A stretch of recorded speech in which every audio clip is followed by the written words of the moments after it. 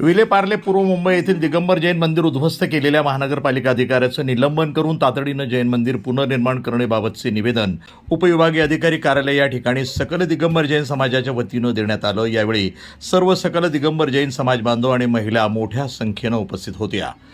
पालिकेच्या प्रशासनाने आणि त्यांच्या सहकार्यांनी आमचं जैनांचं मंदिर पाडून विलेपार्लेमधलं जैनांचं मंदिर पाडून आमच्या धार्मिक भावना दुखवल्या आणि जे मंदिर पाडलेलं आहे ते मंदिर पाडल्यामध्ये त्यांनी एवढी तत्परता दाखवली, ती तत्परता त्यांनी जर समाजाची प्रगती करण्यामध्ये दाखवली तर आणखीन चांगलं होईल। श्रेष्ठच आहे, धर्म आहे म्हणून आपण आहे।